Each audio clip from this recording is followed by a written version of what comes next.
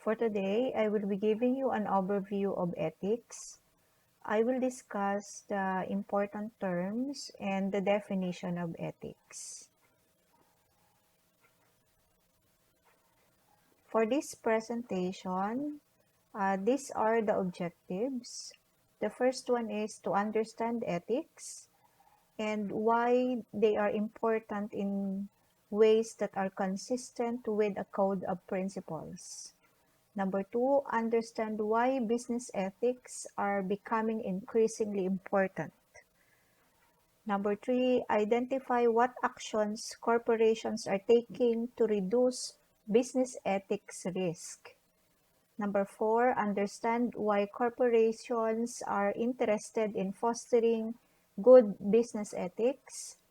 Number five, identify different approaches to ethical decision making. And number six, discuss the risk of negative impact due to the unethical use of information technology. Let me give you first an overview about ethics. So in every society, there forms a set of rules that establishes the boundaries of generally accepted behavior. So this accepted behavior varies from different places, different people, or individuals that live on that specific place or community. These set rules are often expressed in statements about how people should behave, and the individual rules fit together to form the so-called moral code. So these moral codes serves as their guide on how they live in the community. Unfortunately, the different rules often have contradictions, and people are sometimes uncertain which rule to follow.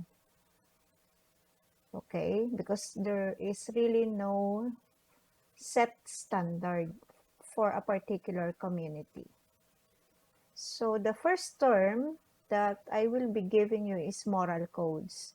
So when we say moral codes, these are the rules that establish the boundaries of generally accepted behavior. So again, it varies from or for different communities or places. Okay. Next is the term morality. The term morality refers to social conventions about right and wrong that are so widely shared that they become the basis for an established consensus. So, for this definition, morality, it's the social conventions, whether you are doing it right or doing it wrong. Okay, that's the morality. For this example, let us say there is an individual views of what behavior is moral, and that varies and maybe varies depending on the age, the cultural group, ethnic background, religion, life experiences, education, and of course gender. Nowadays, gender matters in terms of morality. So there is a widespread agreement on the immorality of murder, theft, arson, but other behaviors that are accepted in one culture might not be unacceptable with another culture. So even within the same society, people can have strong disagreements over important moral issues. So really, class, it varies from one country or from one place to another. Okay, let me define what is an ethics. Ethics are beliefs regarding right and wrong behavior. Ethics is also called moral philosophy or the discipline concerned with what is morally good and bad, and morally right and wrong. The term is also applied to any system or theory of moral values or principles. So, there are different questions that ethics deals with at all levels. For example, how should we live? Shall we aim at happiness or at knowledge, virtue, or the creation of beautiful objects? If we choose happiness, will it be our own or the happiness of all? And what of the more particular questions that face us? Is it right to be dishonest in a good cause? Can we justify living in opulence while elsewhere in the world people are starving? Is going to war justified in cases where it is likely that innocent people will be killed? Is it wrong to clone a human being or to destroy human embryos in medical research? So those are some of the questions that are being asked when dealing with an ethics or being good, morally good and bad. Okay, so that is an ethics.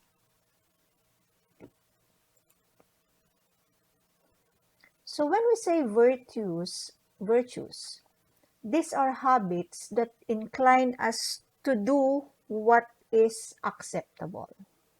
So you might be thinking of an example of the virtues, or that those are the habits, rather the habits that you are doing and you understand that is an acceptable habit. Another term, we also have vices. Vices are also habit, but incline us to do what is unacceptable. So when you have a vice, of course, that is not unacceptable. Another thing when dealing with ethics, there is an important term which is an integrity.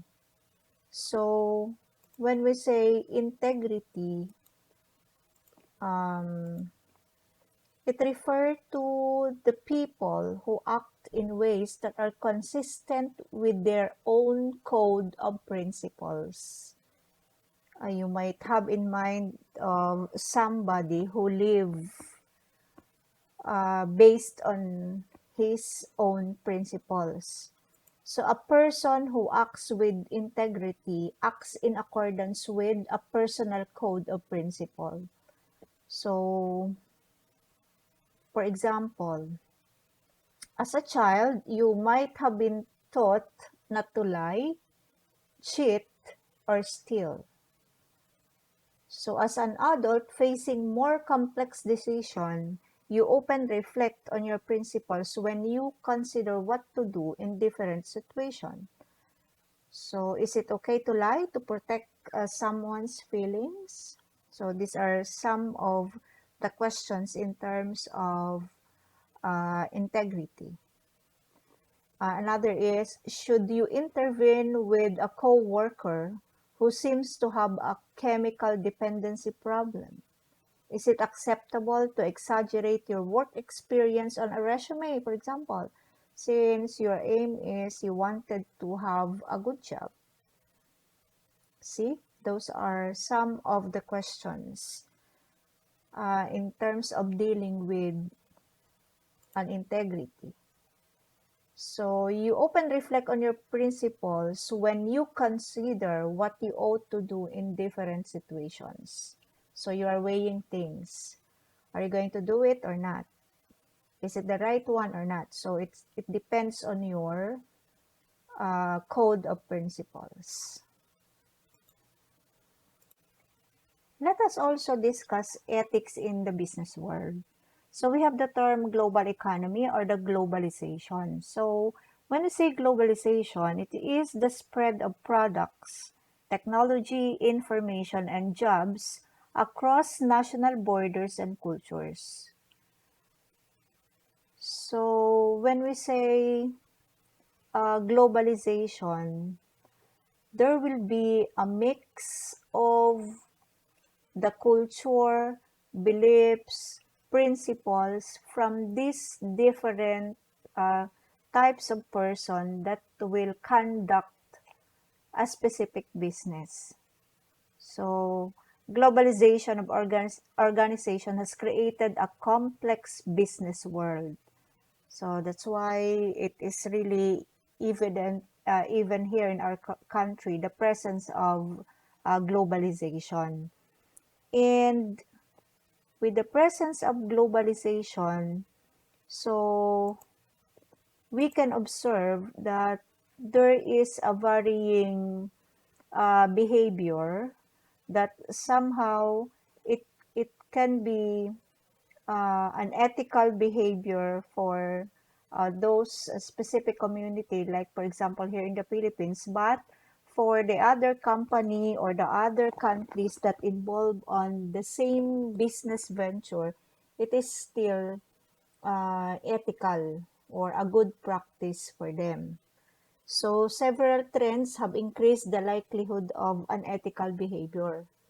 First, for many organizations, greater globalization has created a much more complex work environment that spans diverse culture and society, making it more difficult to apply principles and code of ethics consistently. So we can observe that um, because of the different uh, cultures that interact with each other.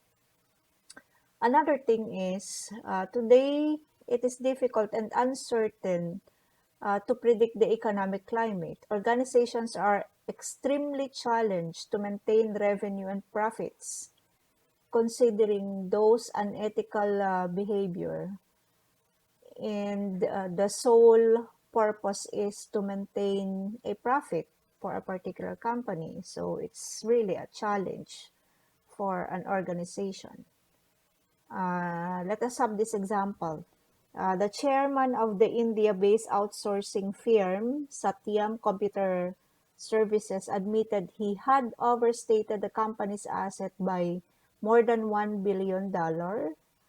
The revelation represented India's largest ever corporate scandal and caused the government to step in to protect the jobs of the company's 53,000 employees. So for them, it is unethical. But if you will look into it, they're just declaring or just telling us that this part of the company's asset is a good sign for staying in a business world. Okay, so that is one of the example for the globalization. So really there is a risk. Okay, so there is a risk. So this risk is the likelihood of negative event times or the impact of that event. Okay, so what might happen based on that example? Okay, so why business ethics are important? So these are the reasons why there should be or there exists a business ethics. The first one is protect the organization and its employees from legal action. So that's why we need to have a good business ethics. Create an organization that operates consistently. Another, produce good business. Avoid unfavorable publicity. Gain the goodwill of the community. I will be giving you some of the example of lapses in business ethics by employees, particularly in IT organizations. Let us have this one. In 2011, IBM agreed to pay $10 million to settle civil charges arising from a lawsuit filed by the SEC